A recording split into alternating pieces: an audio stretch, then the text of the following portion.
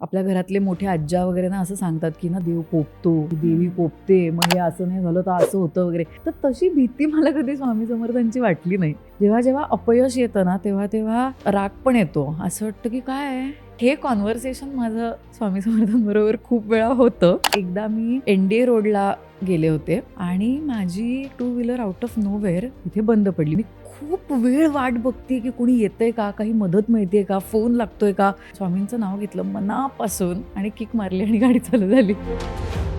माझी फॅमिली खूप लिबरल आहे आणि त्यांनी कधीही त्यांची आध्यात्मिक मतं माझ्यावर लादली नाही. तू पण हे केलंच पाहिजेस, तू गुरुवार पाळलाच पाहिजेस, तुला स्वामींचं केलंच असं नव्हतं. आपल्यात पण देव आहे ग.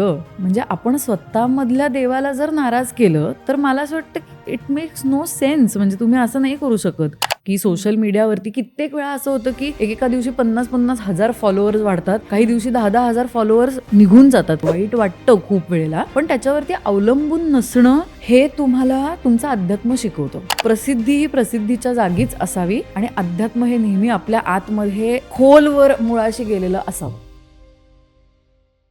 नमस्कार, मी स्नेहा गावकर तुम्हा सगळ्यांचं मनापासून स्वागत करते मज्जा पिंकच्या खास शोमध्ये, ज्याचं नाव आहे मनातला देव.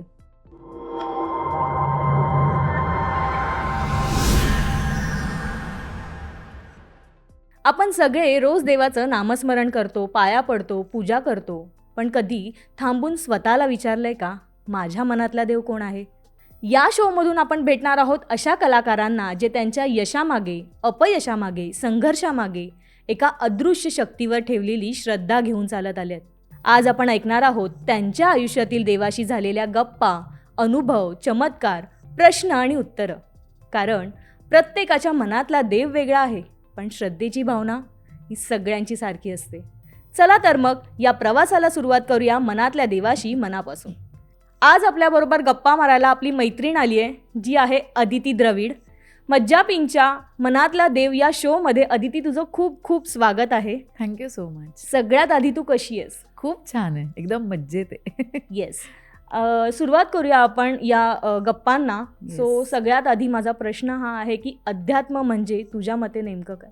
आपल्यामध्ये असलेल्या अशा एनर्जीला आपण कनेक्ट करतो युनिवर्समध्ये असलेल्या एनर्जीशी. आणि आय थिंक जेव्हा ती थ्रेड जोडली जाते आणि त्यातनं जे क्रिएट होतं, जो विश्वास तयार होतो, ते माझ्यासाठी कदाचित अध्यात्म असेल. हा खूप पहिलाच प्रश्न फार डीप विचारला आहेस तू. I think by the end of the journey मी तुला ह्याचं पुन्हा एकदा उत्तर देईन. आपण परत ह्या प्रश्नावरती येऊया. मला ऐकायला आवडेल ते उत्तर. घरी असताना म्हणजे आपल्या लहानपणापासून संध्याकाळ झाली, बत्तीची वेळ झाली की आपण काय म्हणतो, प्रार्थना करतो. आपल्याला आई वडिलांनी आपल्याला शिकवण दिलेली असते. पण तुला अध्यात्माची जाणीव नेमकी केव्हा झाली? तू म्हणलीस तसं की घरातून संस्कार होतच असतात आपल्यावरती. पण मी खूप लहान असल्यापासून भरतनाट्यम शिकते आणि माझ्या गुरूंकडे मी जेवढी वर्ष, आता मला असं वाटतंय 18-19 वर्ष झाली, मी सातत्याने माझ्या गुरूंकडे जाते. आणि आय थिंक त्या प्रोसेसमध्ये मला अध्यात्माशी अजून जवळून त्याचे संस्कार मिळाले. कारण कुठलीही कला ही तुम्हाला आध्यात्मिक बनवतेच. पण मला असं वाटतं भरतनाट्यम, म्हणजे मी माझ्या गुरूंकडून जेव्हा भरतनाट्यमची प्रोसेस सुरू केली आणि अगदी पहिल्या श्लोकापासून, म्हणजे अंगिकम भुवनम यस्यपासून जी सुरुवात झाली, ती जेव्हा ॲक्च्युअल स्टेज परफॉर्मन्सेस मी केले, सोलो परफॉर्मन्सेस केले, तेव्हा प्रत्यक्षात आत आणि समोरसुद्धा, म्हणजे ऑडियन्सेसमध्ये सुद्धा आणि आपल्या स्वतःमध्ये सुद्धा देव हा शब्द मला माहीत नाही कितपत करेक्ट आहे, पण आय थिंक ती जी एनर्जी आहे किंवा ते जे कनेक्शन आहे ते आपल्याला जाणवतं. आणि त्यासाठीची ती तेवढ्या वर्षांची साधना असते, तो रियाज असतो. सो आय थिंक गुरुची शिकवण आणि आपण केलेला रियाज, सो आपली बॉडी किंवा हे डान्सर्स बॉडी हे एक माध्यम असतं आणि ते तुम्हाला त्या जर्नीकडे घेऊन जातं. जसं तू म्हणाले की घरापासून सुरुवात होते किंवा काय म्हणू शकतो की आता तू डान्समध्ये उत्तम आहेस, सो डान्समधून तुझा अध्यात्माकडचा प्रवास सुरू झाला. मला ऐकून घ्यायला आवडेल की घरात नेमकं कसं वातावरण असतं अध्यात्माच्या दृष्टिकोनातून. बरेच त्याला लेयर्स आहेत आय थिंक. पण माझ्या घरी अक्कलकोट स्वामी समर्थ यांचं खूप गेले 35-40 वर्ष माझे आईवडील खूप करतात, मानतात. आणि वर्षातनं एकदा किंवा दोनदा आमची अक्कलकोटला त्यामुळे व्हिजिटही होते. आम्ही दर्शन घ्यायला जातो. आणि त्यामुळे तसे अनुभव किंवा ती श्रद्धा पहिल्यापासनं कुठेतरी माझ्यात पेरली गेलीच होती. पण इव्हेंच्युअली माझी फॅमिली खूप लिबरल आहे आणि त्यांनी कधीही त्यांची आध्यात्मिक मतं माझ्यावर लादली नाहीत. संस्कार होत होते कारण मी त्यांना बघत होते किंवा मी त्यांच्याबरोबर अक्कलकोटला नेहमी जात होते. पण असं कधी नव्हतं की तू पण हे केलंच पाहिजेस, तू गुरुवार पाळलाच पाहिजेस किंवा मग तुला स्वामींचं केलंच, असं नव्हतं. त्यांच्यासोबत ते मला घेऊन जायचे. पण मला हे फ्रीडम होतं की तुला तो कनेक्ट होतोय का, त्या वयात येईपर्यंत तू तुझं फिगर आउट कर. कारण मी तुला म्हणलं तसं की माझी डान्सची जर्नीसुद्धा एकीकडे सुरू असल्यामुळे मला नटराजाविषयी, कृष्णाविषयी, कारण भरतनाट्यममध्ये त्याच्या गोष्टी किंवा ते भरपूर असतं. सो इव्हेंच्युअली तुमची श्रद्धा मूर्ती स्वरूपात कोणावर होते हे महत्त्वाचं नाही आहे. तुम्ही त्या एनर्जीशी कुठेतरी कनेक्ट होताय का, एवढं नक्की माझ्या आईवडिलांनी कुठेतरी त्यांचं लक्ष होतं माझ्यावर आणि जिथे जिथे गायडन्स लागला तो त्यांनी मला दिला. पण ॲज आय सेड की it was never, they did not dictate me की तू कर स्वामी समर्थांचं. ही वेगळी गोष्ट आहे की मला मध्यात त्या प्रवासाच्या स्वतःला पण खूप अनुभव आले. सो माझा एक वैयक्तिक कनेक्ट आहे स्वामी समर्थांशी. एखादा स्वामींबाबत आलेला अनुभव आम्हाला ऐकायला आवडेल. बरेच आहेत खरं तर. आणि मी खूप रेग्युलरली त्यांच्याशी गप्पा वगैरे मारते. कारण असं होतं की आपली व्यक्ती वाटते. आणि स्वामी समर्थ ॲक्च्युली असं आहे की फक्त अगदी देवरूपी देव नाही तर ते आपल्यातले वाटू शकतील. कारण माणूसरूपी देव आपण जसं म्हणतो एखाद्याला, ती तशी प्रतिमा होती. आणि त्यामुळे मला पहिल्यापासूनच खूप असं कम्फर्टेबल. काही वेळेला ना काय होतं, कधी कधी भीती वाटते किंवा आपल्याला ना असं गोष्टी आपण ऐकलेल्या असतात. आपल्याला आपल्या घरातले मोठे आज्या वगैरे ना असं सांगतात की ना देव कोपतो, ही देवी कोपते, मग हे असं नाही झालं तर असं होतं वगैरे. तर तशी भीती मला कधी स्वामी समर्थांची वाटली नाही. त्यामुळे पहिल्यापासून तो एक कम्फर्ट होता की तू सुरुवातीला इंट्रोडक्शनला जसं म्हणलीस की कलाकाराच्या यशामध्ये आणि अपयशामध्ये सुद्धा. सो जेव्हा जेव्हा अपयश येतं ना तेव्हा राग पण येतो. असं वाटतं की काय, का नाही हे तू मला म्हणजे केलं असशील, किंवा मी किती मेहनत घेतली होती ह्या गोष्टीसाठी आणि का नाही हे घडलं. तर हे कॉन्व्हर्सेशन माझं स्वामी समर्थांबरोबर खूप वेळा होतं. आणि हे तर झालं खूप आय थिंक डीपर लेवलचा कनेक्ट. पण गमतीशीर 1-2 किस्से मी तुला सांगेन की एकदा मी NDA रोडला गेले होते आणि तिथे माझा एक इव्हेंट असणार होता. त्याची टेक्निकल रिहर्सल होती आणि मी 2 व्हीलरवरनं एक गावभर जशी फिरायचे पुण्यात तशी मी फिरत होते आणि माझी 2 व्हीलर आउट ऑफ नोवेअर तिथे बंद पडली. बरं, NDA रोड ही अशी जागा आहे पुण्यातली की जिथे खूप असं काही माणसं नाही आहेत आजूबाजूला, कारण डिफेन्स एरिया पुढे स्टार्ट होतो. त्यामुळे बॅरिगेट एकदा तुम्ही क्रॉस केला की देर इज नथिंग मध्ये, म्हणजे घरं नाही आहेत, काहीच नाही, रहदारी काहीच नाही आहे. सो तिथे 2 व्हीलर बंद पडल्यानंतर, आणि बरं तिथे नेटवर्कही नसतं कारण डिफेन्स एरिया असल्यामुळे जॅम होतो बऱ्याच वेळा नेटवर्क तिथला. आणि मी अगदी कॉलेजमध्ये नुकतीच जायला लागले होते. माझं one of the very earlier days of events वगैरे असं होतं. सो मी क्लूलेस होते की आता काय करायचं. मी खूप वेळ वाट बघते की कोणी येतंय का, काही मदत मिळते का, फोन लागतोय का. बरं, पेट्रोल वगैरे तिथे काहीच तुम्ही नाही वर्कआउट करू शकत. कित्येक वेळा किक मारतीये, स्टार्टर बटन दाबते आणि काही होत नाही. लिटरली रडकुंडीला आले होते. आणि मग एकदा असं झालं की जाऊ दे, एक मोठा श्वास घेऊयात, स्वामींचं नामस्मरण करूयात एक 5 मिनटं, कारण आता दुसरं काहीच आपल्याकडे राहिलेलं नाही आहे. आणि असं तर स्वामींचं नाव घेतलं मनापासून आणि किक मारली आणि गाडी चालू झाली. त्यामुळे म्हणजे असं नाही, हा कोइन्सिडन्सही असू शकतो. पण असे मल्टिपल वेळा जेव्हा तुमच्यासोबत गोष्टी घडतात आणि कुठेतरी मला असं वाटतं की ती विल पॉवर आपली पण असते. म्हणजे it is a give and take. तुम्ही फक्तच देवाकडनं मागत राहिलात सतत तर तसं नाही वर्कआउट होत. आपण पण आपल्याकडनं तेवढा वेळ, तेवढं इमोशन, तेवढं नातं घट्ट करत आलो तर मग असं होतं की हां, ओके, ही व्यक्ती आपल्यासोबत आहे. हां, असा कधी अनुभव आलाय का मालिकेदरम्यान किंवा नाटकादरम्यान प्रयोग चालू आहे आणि एक अदृश्य शक्ती तुझ्या आजूबाजूला वावरतीये किंवा तुला भास झालाय का? काय सांगशील यावर? कित्येक वेळा, म्हणजे इनफॅक्ट मला असं वाटतं की लाईव्ह परफॉर्मन्स जेव्हा स्टेजवरती नाटक असेल, डान्स असेल, प्रत्येक वेळेला मला ह्या ऊर्जेचं हे आलं आहे, म्हणजे काय म्हणतो आपण, ऊर्जेची प्रतिमा जाणवली आहे, प्रचिती जाणवली आहे. खूप पूर्वी कॉलेजमध्ये असताना फिरोदिया नावाची एक स्पर्धा असते आपली, आणि त्याच्यात त्याचा प्रयोग सुरू होता आणि झालं, पहिला प्रयोग झाला, मस्त झाला, फायनल 9वात गेलो, सिलेक्ट झालो वगैरे असं. आणि तेव्हा ना खूप मरमर असायची बजेटसाठी, कारण काही कॉलेजकडनं बजेटच मिळायचं नाही. मग आता कसं उभं करायचं आहे, फायनलपर्यंत नाटक कसं होणार वगैरे, हे सगळं सुरू होतं. आम्ही सगळ्यांना असे गोलात बसलो होतो कलामंडळाच्या, आणि नाटकाचं नाव होतं नर्मदे हर.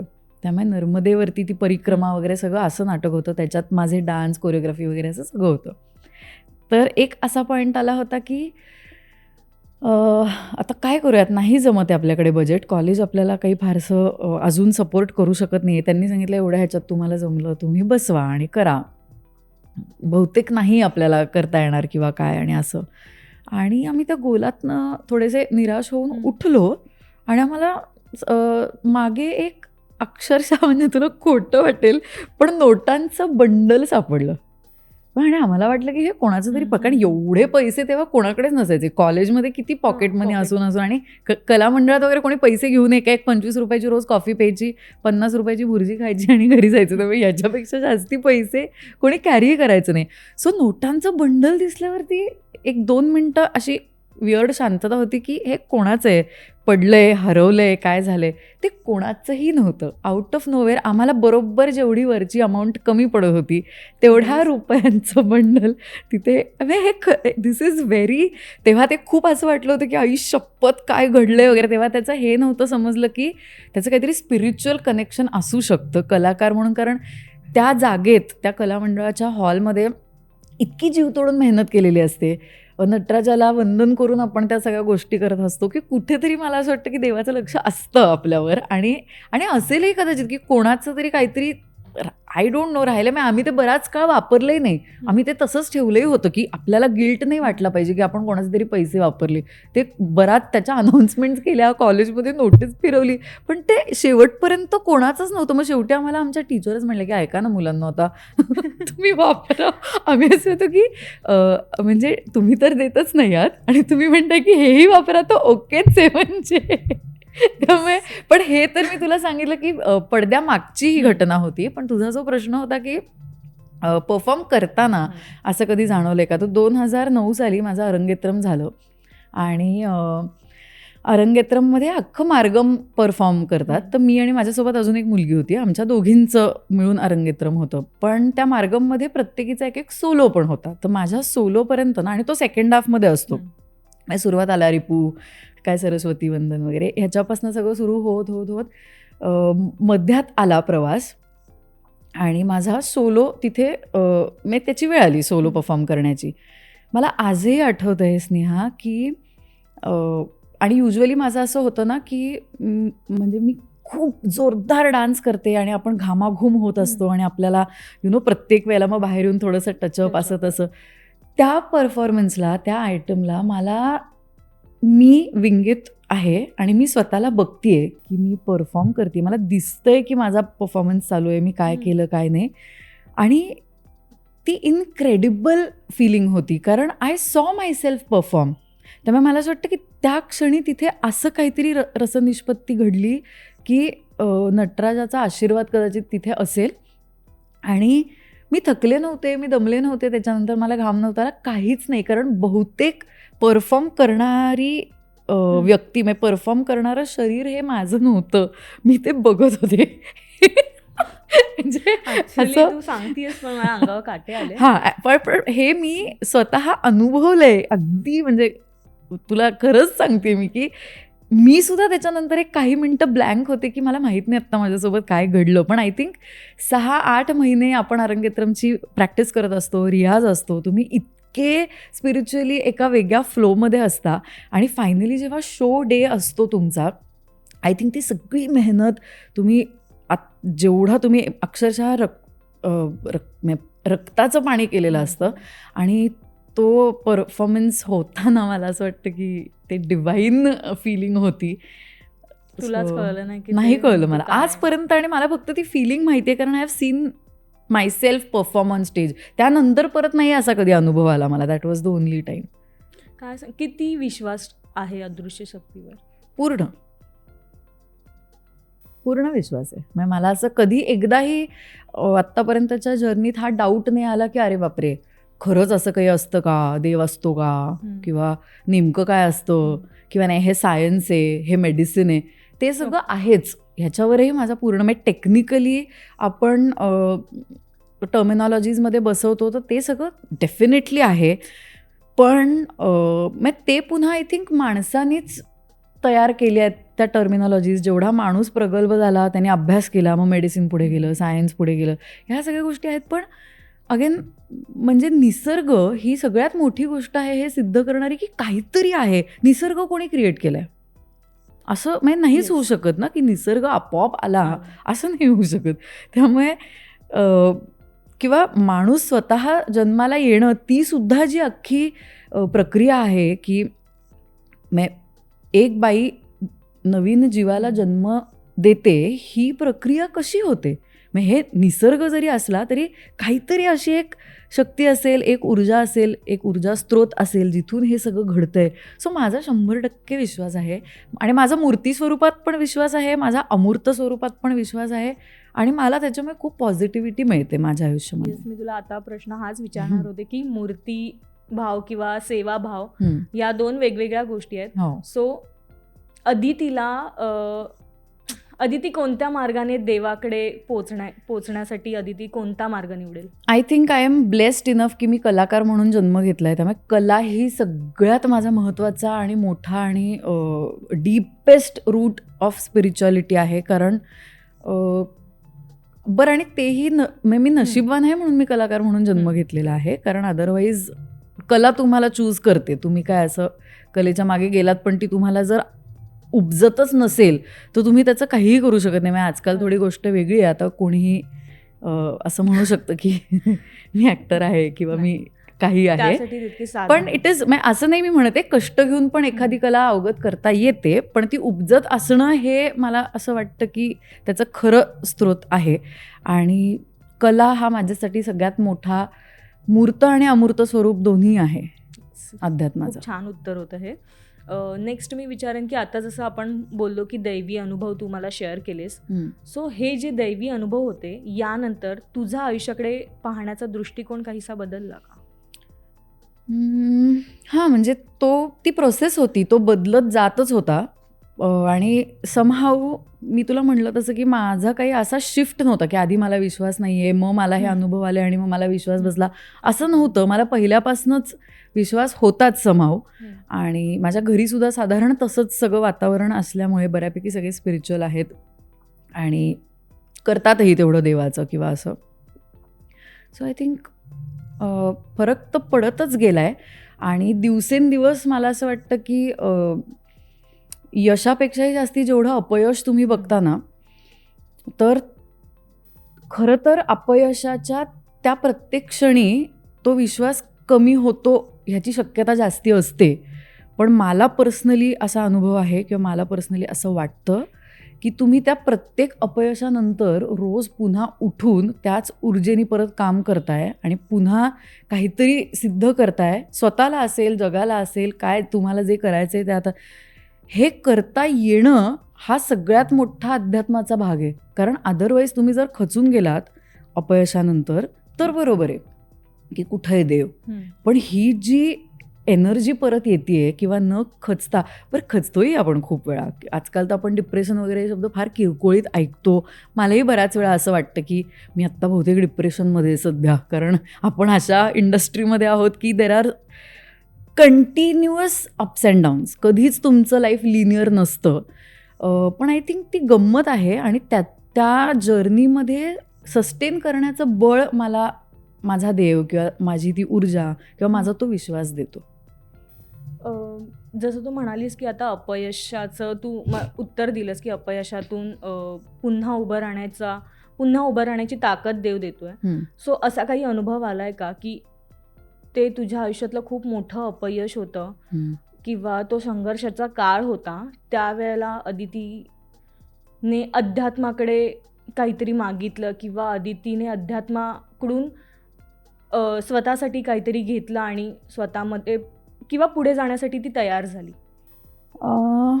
ॲक्च्युली सुरुवात जेव्हा होते ना, आपल्याला गोष्टी कळायला लागतात किंवा आपल्याला असं वाटत असतं की आता आपल्याला करिअर करायचं आहे, आपल्याला गोष्टी अचीव करायच्या आहेत किंवा असं, तर तेव्हा आपण सुरुवातीच्या काळात ना देवाकडे खूप मागत असतो की मला ना हे हवं आहे, मग ते हवं आहे.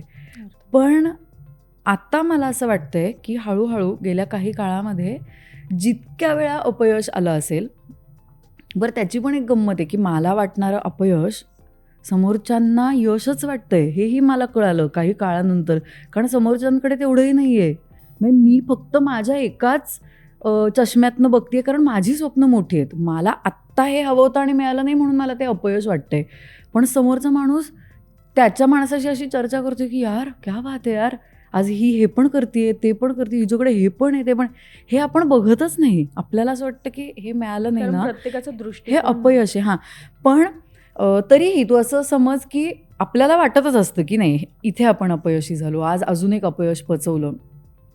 आणि ते जितक्या वेळा झालंय, माझ्याकडनं देवाला मागण्याची प्रोसेस ही हळू करत कमी होऊन आता ती बंद होण्याकडे गेली आहे. कारण मला एवढं माहिती आहे की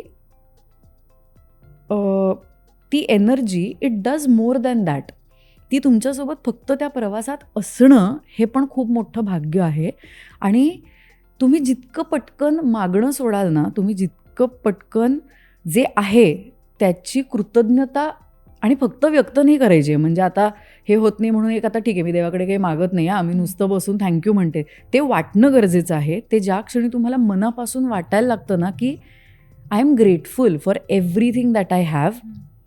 त्यामुळे मी आता देवाकडे फार तर फार मागितलं तर शक्ती मागते, बळ मागते, सद्बुद्धी मागते की मला माहिती नाही आहे पुढे काय होणार आहे, पण मला हे माहिती आहे की तू माझ्यासोबत आहेस आणि मला फक्त शक्ती दे की मी मला जे करायचं आहे त्यासाठी पूर्ण मेहनत करीन, कष्ट करीन, पण तू माझ्यासोबत असशील ते एक बळ राहू दे माझ्याकडे. मग आता डायरेक्टली असं नाही मागू शकत की मला ना एक सिनेमा दे आणि मग आता सिनेमा नाही मिळाला की मग काय देवच नाही आहे. तर असं नाही होत. तुम्ही मागणं म्हणजे मग कायच, म्हणजे तुम्ही काय करणार मग? तुम्ही डायरेक्ट जर देवाकडे मागायला लागलात तुम्हालाही काहीतरी करावं लागेल, कष्ट वगैरे घ्यावे लागतील. त्यामुळे आय थिंक देवाकडे काही डायरेक्ट मागण्याची डील किंवा ते रिलेशन आता माझं जरा चेंज झालंय. ते लहान असताना असायचं आपलं. हां, अगदी आपल्याला जोपर्यंत, कारण ही प्रोसेस आहे ना गाणी, कधी कधी ती नकळत पण होते, कधी पण कळत जेव्हा होते ना त्याची गंमत वेगळी आहे. म्हणजे आता मला जेव्हा हे कळतंय की मला कळतंय की माझी जर्नी कशी चालली आहे स्पिरिच्युअल, इतकी गंमत वाटते, इतकी मजा येते त्या गोष्टीची, कारण त्याचा आनंद मिळतो आपल्याला की 10 वर्षापूर्वी मी अशी नव्हते, मी ह्या चुका केल्या, पण आज मी त्या नाही करत आहे. म्हणजे I am that woman that I am today. तर फार मजा आहे, गंमत वाटते मला. अदिती, तू या अशा क्षेत्रात काम करतेस जिथे अहंकार आणि अपेक्षा या दोन गोष्टी बऱ्याचदा पाहायला मिळतात. सो अशावेळी अध्यात्माने या दोन गोष्टींपासून तुला कसं वाचवलंय किंवा तुझा काय लुकआउट आहे या गोष्टींकडे पाहण्याचा? आई ग, चांगला प्रश्न आहे हा. अपेक्षांचं कसं आहे ना, आपण स्वतःलाच खूप वेळा खूप मोठ्या मोठ्या अपेक्षांच्या ओझ्याखाली बुडवून टाकलेलं असतं आणि आपल्याला त्या प्रोसेसमध्ये ते कळत नाही. आपण जेव्हा एका पॉईंटला शांत बसतो आणि मागे वळून बघतो की आई शपथ, इतकं का आपण वाईट वागलो स्वतःशी, एवढी गरज नव्हती. आपण स्टेप बाय स्टेप एक एक दिवस मोकळा करत सोपा पार पडत गेलो असतो तर कदाचित आपण स्वतःला कमी त्रास दिला असता. पण अगेन त्याची दुसरी बाजू अशीही आहे की मी महत्त्वाकांक्षी आहे किंवा मी खूप गोल ओरिएंटेड आहे, करिअर ओरिएंटेड आहे, तर मला शांत बसवत नाही. मग अपेक्षा या माझ्यासाठी ना डेडलाईन म्हणून काम करतात की नाही, आपण ना थोडं स्पीडअप केलं पाहिजे, कोपअप केलं पाहिजे, मग अजून कष्ट घेतले पाहिजेत. पण मग त्या माणसाची तशी मानसिकता असली पाहिजे की अपेक्षांचं ओझं पॉझिटिव्हली घेता आलं पाहिजे. नाहीतर मग खूप अवघड जातं आणि निगेटिव्हिटीकडे तो प्रवास सुरू होतो. ऑल्सो अहंकार म्हणशील तर मला असं वाटतं की ना म्हणजे सेल्फ रिस्पेक्ट आणि इगो ह्याच्यामध्ये जो फरक आहे ना, की अहंकार आणि स्वतःविषयीचा काय म्हणतो आपण स्वाभिमान, म्हणजे अहंकार आणि स्वाभिमान. तर मी खूप स्वाभिमानी व्यक्ती आहे आणि अर्थातच कधी कधी अहंकारही डोकं मध्ये काढतो.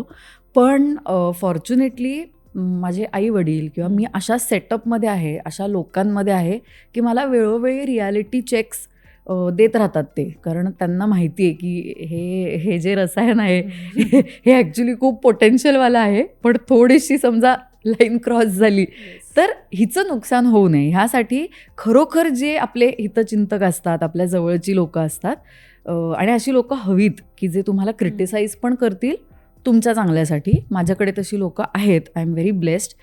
त्यामुळे तो अहंकार जरी थोड्या एका काही क्षणापुरता वर आला ना, मी त्याला सेटल करू शकते.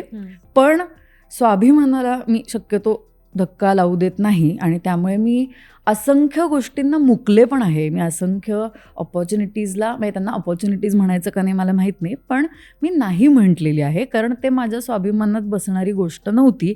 मला हे लक्षात आलं की कदाचित ह्या अशा वागण्यामुळे तुझी प्रोसेस किंवा तुझी घोडदौड ही स्लो होईल. कदाचित तुला क्विक यश जे तुला अपेक्षित आहे ते मिळणार नाही. पण मी एक दिवशी बसून हा विचार केला की इट इज फाईन. कारण मला जर माझ्या स्वतःबद्दल प्रश्न पडायला लागले एका पॉईंटला, मी अनकम्फर्टेबल झाले की आपण चुकीचं करून पुढे गेलोय, तर ते वर्कआउटच होणार नाही. बरं असं नाही आहे माझ्यासाठी मी 100% करेक्ट, कोणासाठी तरी आपण चुकीचं असतो वगैरे ते सगळं, तर मग इट्स ओके, ते चालतच राहतं. पण निदान स्वतःचा स्वाभिमान जपून पुढे जावं असं मला वाटतं. सो आहे अपेक्षांचं ओझंही बऱ्यापैकी पॉझिटिव्हली घ्यायचा प्रयत्न आहे आणि हे सगळं आय थिंक त्या अध्यात्मातनंच येतं. कारण तुम्ही इतके खचलेले असताना पण तुम्हाला असं बोलताही येणं किंवा ती शक्ती मिळणं की नाही ठीक आहे ना, ओझं आहे माझ्यावर पण I will deal with it. So या मी तुझं नाटक नाही पाहिलंय का? मग नाही, तो नाही प्रश्न घ्यायचा. ओके, सो हाच प्रश्न आहे की का रुसली? सगळे इट्स मज्जाचे लोक असेच आहेत. येत नाहीत नाटकाला आणि मला बोलवतात सगळीकडे, पॉडकास्टला ये, इकडे नाही. आम्ही आता सगळे मिळून येणार आहोत, खरंच येणार आहोत. हा ओके. का रुसली रखुमाईमध्ये विठुरायाच्या जवळची खूप भूमिका तुला साकारायला मिळाली आहे. सो याबाबत काय सांगशील? ही पण एक अध्यात्माशी कनेक्टेड गोष्ट आहे, काय सांगशील? हो, ॲक्च्युली ह्या नाटकाची सहनिर्मिती, काव्यलेखन आणि प्रमुख भूमिका असं बऱ्याच पैलूंवरती मी पाय ठेवून काम करते. आणि हे नाटक जेव्हा उभं राहायला लागलं, ह्याची जेव्हा सुरुवात झाली, मागचं वर्ष हे माझ्यासाठी पर्सनली सगळ्यात अवघड वर्ष होतं. इमोशनल फ्रंटवरती किंवा मेंटल हेल्थच्या फ्रंटवरती. आणि मी फारशी कधी यावर व्होकल झाले नाही आहे कारण स्वतःहून कधी तसं बोलण्याची वेळ नाही आली. पण तू आत्ता मला तो प्रश्न विचारलास त्यामुळे मी तुला जे ऑनेस्टली त्याच्यावरचं आहे ते मी तुला सांगावं असं मला वाटतं आहे. सो मी खूपच माझ्या लोएस्ट मेंटल हेल्थ फेजमध्ये होते मागचं अख्खं वर्ष. आणि त्याच काळात मला असं वाटतं माझ्याकडून आत्तापर्यंतचं माझं सगळ्यात चांगलं काम घडलं आहे आणि ते म्हणजे का रुसली रखुमाई. आणि ते माझ्याकडे येणं, ती कॉन्सेप्ट मला माझ्यातनं येणं किंवा मला तसे लेखक, दिग्दर्शक, निर्माते, सहनिर्माते मिळणं, ते ॲक्च्युली उभं राहणं नाटक. कारण आपण आजपर्यंत विठू माऊलीवर किंवा विठ्ठल रुक्मिणीवर, रखुमाईवर भरपूर गोष्टी पाहिल्या आहेत, ऐकल्या आहेत. अनेक गोष्टी रंगमंचावरही आहेत, चित्रपट आहेत. पण का रुसली रखुमाईचं जे भाष्य आहे, हे नाटक जी बाजू उलगडतं ती बाजू कधीच कोणीच बघितलेली नाही आहे आणि ती आपल्याकडनं घडणं एक कलाकृती म्हणून हे मला असं वाटतं की हा पांडुरंगाचा आशीर्वाद होता माझ्यावरती. त्यामुळे मी माझ्या वैयक्तिक आयुष्यातल्या दुःखातनं खरं तर खूप पटकन बाहेर येऊ शकले. पटकन म्हणण्यापेक्षा इंटेन्सिटी त्याची कमी कदाचित झाली, कारण माझं मन इकडे रमलं किंवा मला तिथनं ती आध्यात्मिक शक्ती मिळत राहिली. आणि हात झाला त्यातला पर्सनल भाग. नाटक म्हणून विचारशील तर नाटकाच्या नावातच आहे की का रुसली रखुमाई. प्रत्येक वेळेला आपण सगळं विठोबाचंच का म्हणून ऐकायचं, त्याचं सगळं आपल्याला माहिती आहे, मग त्याचे एवढे भक्त, तो हे करतो ते करतो. अरे पण म्हणजे रखुमाईचं काही आहे का नाही, म्हणजे ती एक रुसली आहे, कित्येक युगानुयुग रुसली आहे. मग ती का रुसली आहे, त्याची काय कारणं असतील, हे सगळं त्या नाटकातनं. आणि कारण जेव्हा तुम्हाला कळतं ना सगळ्यात शेवटाला, मला असं वाटतं म्हणजे आजपर्यंत जेवढे प्रयोग आम्ही केले, हजारो प्रेक्षक जेवढे आम्हाला येऊन भेटले, त्यांना अक्षरशः अंगावर काटा येतो. आणि हे मी ना तुला आत्ता एक तटस्थ म्हणून पण सांगते की मी जर मी प्रत्येक वेळेला जेव्हा ते प्रयोग म्हणून सादर करते, मला त्यातनं नवीन गोष्ट सापडते की आई शपथ, खरंच यार, काय रखुमाईनी काय जर्नी फेस केली आहे तिच्या आयुष्यामध्ये. आणि तरीही आज जे काही सगळं घडतंय, हा जो सगळा संसाराचा गाडा पांडुरंग चालवतोय, त्याचं सगळ्यात महत्त्वाचं चाक रखुमाई आहे. ती जर नसती तर तो रथ काही पुढे गेला नसता. त्यामुळे खूप महत्त्वाचा विषय आहे, खूप रिलेटेबल विषय आहे. आणि मी त्याच्यामध्ये 6 संतांची भूमिका आणि विठ्ठलाची भूमिका जी एका स्त्रीच्या रूपात येते, असं एक खूप फारच कमाल ट्रीटमेंट असलेलं. त्याच्यात अभंग आहे, भारुड आहे, ओव्या आहेत, निरूपण आहे, हे सगळं तुम्हाला त्याच्यात बघायला मिळेल. त्यामुळे तू आणि तुझी सगळी टीम आणि सगळे प्रेक्षक लवकरात लवकर का रुसली रखुमाईला नक्की या. नक्कीच येणार आहोत. जसं तू आता म्हणालीस की गेलं वर्ष तुझ्यासाठी खूप कठीण होतं किंवा तो तुझा डाऊन पिरियड होता. सो या वेळेला तू मेडिटेशन वगैरे असं काही करून स्वतःला कसं सावरलंस? मेडिटेशन करण्यासाठी पण ना एक आपल्याला आत्मती काय म्हणतो इच्छा यावी लागते किंवा सगळं बळ एकवटून. कारण मेडिटेशन करणं खूप अवघड गोष्ट आहे. कारण तुम्हाला एका पॉईंटला सगळं शांत करून तुमच्या श्वासाकडे लक्ष केंद्रित करणं वगैरे, डोळे मिटून असं होत नाही. आणि डोकं आपलं बंद होतच नाही, विचार चालू राहतात. आणि एस्पेशली अशा काळात जेव्हा तुमचा काही फार बरा काळ चालला नाही आयुष्यामध्ये, तेव्हा तर तुम्ही विचारांनी व्यापलेले असता. त्यामुळे मला स्वतःला त्या शांततेकडे यायला बराच काळ लागला.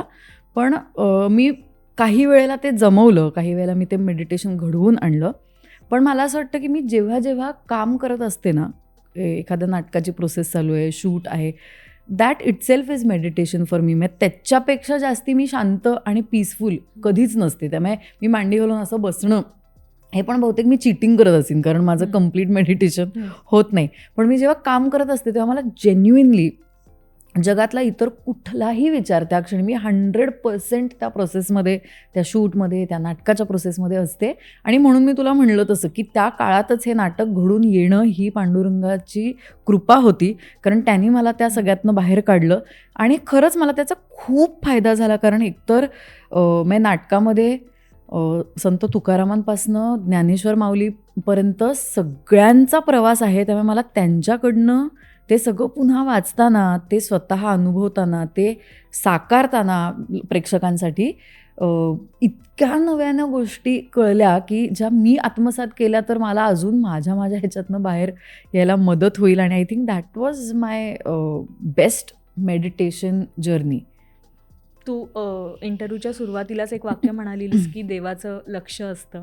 सो देवाचं तुझ्यावर लक्ष होतं म्हणून कदाचित हे नाटक त्या पिरियडमध्ये तुला मिळालं आणि तो काळ तुझ्या आयुष्यातला त्याने सावरून घेतला असं म्हणणं चुकीचं ठरणार नाही. अगदीच. येस. माझा एक प्रश्न आहे की जनरल प्रश्न आहे की आपल्याला लहानपणापासून आपल्या आईवडिलांनी सांगितलेलं असतं, आईने सांगितलेलं असतं की पिरियड्स असले की पूजा वगैरे करू नका. म्हणजे आपल्याला ती शिकवण आहे. पण विज्ञानाने हे वाक्य खोडून काढलंय. सो या गोष्टीकडे अदिती कसं पाहते?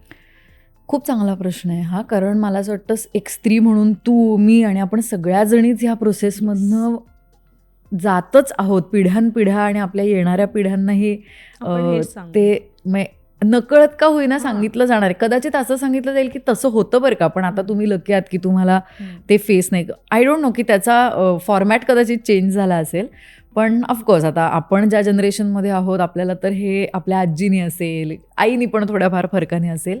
पण ॲज आय मेन्शन्ड की माझ्या घरी कोणीही अंधश्रद्धा पाळणारं नाही आहे. सगळे खूप जरी धार्मिक किंवा आध्यात्मिक असले तरीही ते तितकेच लिबरल पण आहेत विचारांनी. आणि अगदीच म्हणजे आता तू असं म्हणलीस की आता पिरियड्स समजा 4 दिवस असतात, तर अगदी पहिल्या दिवशी म्हणजे पार डोकं टेकून नमस्कार कदाचित करू नकोस, कारण कुठेतरी मग आपल्या संस्कृतीत समजा ते मानलं जातंय. पण समजा त्या दिवशी तुझं खूप महत्त्वाचं काहीतरी आहे आणि तुला देवाचा आशीर्वाद घेतल्याशिवाय शांत नाहीच वाटणार आहे आदिती, तर तू ते कर. तू कदाचित तुझ्या वेगळ्या पद्धतीनं कर, तू कदाचित थोडं अंतर ठेवून कर, किंवा तू अंतर्मुख होऊन देवाला नामस्मरण कर आणि त्याचा आशीर्वाद घेऊन जा. पण ती खंत नाही राहिली पाहिजे, कारण आपल्यात पण देव आहे ग. म्हणजे आपण स्वतःमधल्या देवाला जर नाराज केलं तर मला असं वाटतं की इट मेक्स नो सेन्स. म्हणजे तुम्ही असं नाही करू शकत. त्यामुळे ही शिकवण मला माझ्या घरनं नेहमी मिळत गेली. पण त्यामुळे कुठेतरी तो बॅलन्स साधला गेला. आता म्हणजे त्याच्यावरती बरेच विचारप्रवाह आहेत. काही एक्स्ट्रीमिस्ट लोकांना ते पटत नाही, काही लोकांना ते पटतं. मला असं वाटतं मी कुठेतरी त्याच्यामध्ये आहे की अगदीच मुद्दामून एखादी आपल्या संस्कारातली गोष्ट मोडून मी फार करत नाही. पण मी तुला म्हणलं तसं की मला आज जर गरज वाटली की नाही मला आज देवापुढे बसून नामस्मरण करायचं आहे, मला त्याच्यासमोर बसायचं आहे, तर मी ते करीन असं मला वाटतं. तिथे मला कोणी अडवणार नाही. खूप छान उत्तर दिलंस हे. मला अजून एक विचारायचं की तू ज्या क्षेत्रात काम करतेस तिथे प्रसिद्धी आली. सो अध्यात्म आणि प्रसिद्धी या 2 वेगवेगळ्या गोष्टी आहेत. पण जेव्हा अर्थातच. यांचा बॅलन्स करायचा असतो त्यावेळेला तू कसं करतेस, म्हणजे हे सगळं कसं हँडल करते? नाही, आय थिंक प्रसिद्धी ही आपल्या भोवती असते आणि अध्यात्म हे आपल्या आतमध्ये असतं. त्यामुळे तुम्ही जर प्रसिद्धीची हवा डोक्याच्या आत घातली तर अध्यात्म तुमचं शरीर सोडून बाहेर जाणार आहे आणि मग त्याचं काही होऊ शकणार नाही. आणि ते that is the worst combination to do ever. त्यामुळे प्रसिद्धी बाहेर आहे तर ती बाहेरच्या जगापुरती तेवढी ठेवलेली बरी असते. कारण त्यातनं तुम्हाला परत आज शांत बसून जेव्हा तुम्ही अंतर्मुख होता रात्री झोपताना, तेव्हा तुम्हाला तुमचं अध्यात्मच शांत करणार आहे की आज मिळालेली प्रसिद्धी एकतर आपल्याला कायम टिकून ठेवायची आहे किंवा ती उद्या जर गेली तर ती सुद्धा आपल्याला हँडल करता आली पाहिजे सिच्युएशन. एक सोपं उदाहरण देते. जेव्हा डेली सोप मी करत असते तेव्हा ओळखणारी लोकं, आपल्याकडे धावून येणारी लोकं, सह्या मागणारी लोकं, फोटो काढणारी लोकं यांची संख्या, आणि जेव्हा मी डेली सोप करत नसते तेव्हा लोकांना क्षणात पडलेला विसर, कमी आपल्याकडे लोक येणार, कमी लोकांना आपली ओळख पटणार. हे जेव्हा पहिल्यांदा घडलं ना तेव्हा मला कळलं की हे असं आहे प्रेक्षकांकडनं, म्हणजे ते असं रिसीव्ह करतात. पण इव्हेंच्युअली मला असं झालं की हो बरोबर आहे. आणि काही त्याच्यामुळे तू कमी कलाकार होत नाही आहेस, तुझी कला कमी होतीये का, तू पुन्हा नवीन काम घेऊन त्यांच्यासाठी येणार आहेस. इट इज ओके की तुला 10 दिवस लोक नाही ओळखत आहेत, कारण ते कुठेही जाणं ते परत ओळखणार आहेत तुला परत पुढची मालिका आल्यावर. आणि समजा कधीच मालिका केली नाहीस तरी तुझ्याकडे तुझी कला आहे. त्यामुळे मी समजा मग असं झालं की मधल्या काळात मी मालिका करत नव्हते, पण माझं बाईपण भारी देवामधलं गाणं प्रेक्षकांपुढे आलं. माझी इजाद नावाची फिल्म दादासाहेब फाळकेला गेली, बर्लिनला गेली. मग ओळख फक्त इथेच राहिली नाही, ती कुठच्या कुठे पोचली. म्हणजे हे जेव्हा आपण विचार करतो की तेव्हा जर वाईट वाटून घरात बसले असते की आई शपथ सगळी प्रसिद्धीच गेली, आता मी काय करू, which also includes the number games. की सोशल मीडियावरती कित्येक वेळा असं होतं की एकेका दिवशी 50-50 हजार फॉलोअर्स वाढतात, काही दिवशी 10-10 हजार फॉलोअर्स निघून जातात, कमी होतात. सुरुवातीला ह्याचा फरक पडायचा. आजही असं नाही की काहीच वाटत नाही. मी काय संतत्वाला गेलेली नाही आहे, वाईट वाटतं खूप वेळेला, पण त्याच्यावरती अवलंबून नसणं हे तुम्हाला तुमचं अध्यात्म शिकवतं. की तुमची सत्सद विवेक बुद्धी तुम्ही जर ठेवलीत ना ऑन, तर तुम्हाला त्याचा त्रास, तुम्ही कमी डेस्परेट निर्णय घेता, तुम्ही कमी चुकीचे निर्णय घेतात. चुका होत नाहीत असं नाही, होत राहतात, तुम्ही त्यातनं शिकत राहता. पण प्रसिद्धी ही प्रसिद्धीच्या जागीच असावी आणि अध्यात्म हे नेहमी आपल्या आतमध्ये खोलवर मुळाशी गेलेलं असावं. आता मालिकांचा विषय आला म्हणून माझ्या डोक्यात एक आलं की हम्म. असं कधी झालंय का की एखाद्या मालिकेत तुला ती भूमिका हवी आहे आणि म्हणून तू देवाशी भांडली आहेस? हो, कित्येक वेळेला, रादर प्रत्येकच वेळेला मला कारण मला जेवढं आठवतंय मी जेव्हा पहिल्यांदा ऑडिशनसाठी मला बोलवलं होतं तर मी त्याच्या आधी पुण्यातून खूप नाटक फिरोदिया, पुरुषोत्तम वगैरे सगळं करत होते. त्यामुळे त्या अनुषंगाने मी इथल्या लोकांना किंवा कास्टिंगच्या लोकांना माहिती होते आणि त्यामुळे मला पहिल्यापासूनच ना फॉर्च्युनेटली टचवूड खूप चांगल्या ऑडिशन्ससाठीच बोलवलं गेलं किंवा लीडच्याच ऑडिशनसाठी नेहमी बोलवलं गेलं आणि आजपर्यंत माझं कधीच सिलेक्शन झालं नाही आहे. कारण तुम्हाला माहिती आहे आजपर्यंतची माझी सगळी पात्रं जी मी साकारली ती प्रेक्षकांपुढे आहेत. पण right from my first audition till today मी दरवेळेला लीडसाठी ऑडिशन म्हणून मला बोलवतात, फायनल 2 पर्यंत होतं आणि माझं वर्कआउट होत नाही. त्यामुळे मी प्रत्येक वेळेला देवाशी भांडलेली आहे की यार यावेळेस पण नाही झालं. म्हणजे बरं असं असतं की तुझं काम नाही आम्हाला आवडलं तर पुढच्या वेळेला अजून चांगलं काम करून येता येईल, पण आता तू कॅरेक्टरला जात नाही आहेस, तू लुकला जात नाही आहेस.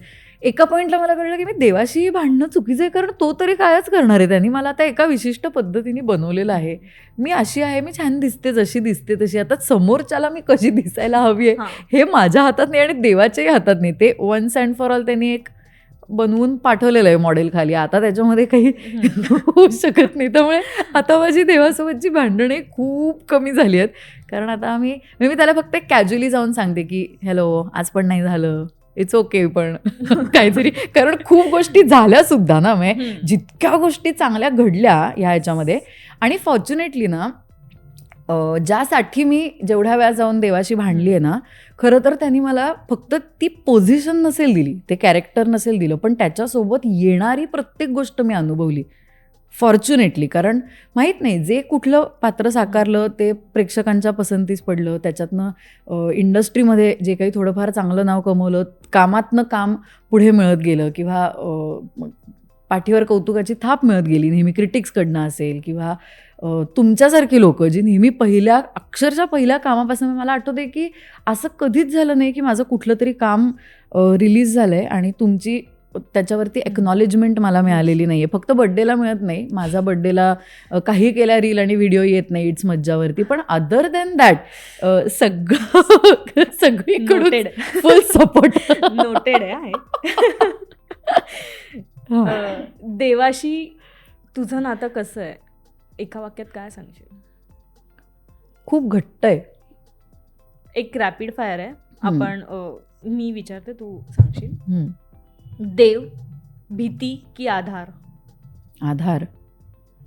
श्रद्धा, शिकवलेली की अनुभवलेली? अनुभवलेली. पहिली प्रचिती, आठवण की वळण? वळण. तो क्षण, मौन की भावनांचा पूर?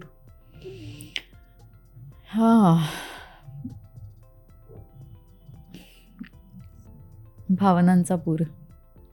प्रार्थना, सवय की गरज? आई गं बापरे. सवय. देवाशी नातं, संवाद की समर्पण? संवाद. एक खरं समर्पण आहे. हे तुझे सगळे ऑप्शन्स मला दोन्ही म्हणायचे. शंका, कधीच नाही की नेहमीच? शंका, पण कशाबद्दलची? देवाबद्दल कधी शंका वाटली? नाही, कधीच नाही. तो अनुभव, योगायोग की कृपा? कृपा. देव, मंदिरात की मनात? मनात. श्रद्धा, प्रश्न विचारते की उत्तर देते? उत्तर देते. या रॅपिड फायरची आधी ती खूप छान उत्तरं दिलीस. तू खरं तर खूप अवघड, म्हणजे छान होते ते दोन्ही ऑप्शन्स, पण असं होतं की ना एक ऑप्शन त्यातला ही त्याची सुरुवात असते आणि त्यातनं आपण त्या दुसऱ्या ऑप्शनकडे जात असतो. So smart girl. एक शेवटचा प्रश्न आहे. समजा आता तुझ्या समोर स्वामी आहेत किंवा पांडुरंग आहे, कोणी तुला जे योग्य वाटेल ते, आणि त्यांना तुला आता थँक्यू बोलायचंय किंवा तुला मनातलं काही त्यांच्यासमोर बोलायचंय, तर काय बोलशील? आय थिंक आपण ऑलमोस्ट रोज गप्पा मारतो. वेळ फिक्स्ड नसते, कारण खूप वेळा असं म्हणतात की संध्याकाळी 7 वाजता तुझ्याशी गप्पा मारायला आलं पाहिजे, पण तसं होत नाही. बऱ्याच वेळेला शेड्यूल्समुळे कधीही दिवसभरात गप्पा होतात, पण शक्यतो मी त्या चुकवत नाही. आणि खरं तर तुला वेगळं काही सांगायचं नाही आहे, कारण सगळं घडवणारा करता करविता तू आहेस आणि मी एक माध्यम आहे. पण मला ह्याचा खूप आनंद आहे की I am living this life the way it is been given to me. कारण खरंच आय एम एक्स्ट्रीमली ग्रेटफुल की एक कलाकार म्हणून मला हा जन्म तू दिलास, मला तो जगता येतो आहे. आणि त्यामुळे कलाकार असल्यामुळे एका जन्मात मला असंख्य जन्म अनुभवता येत आहेत, जगता येत आहेत.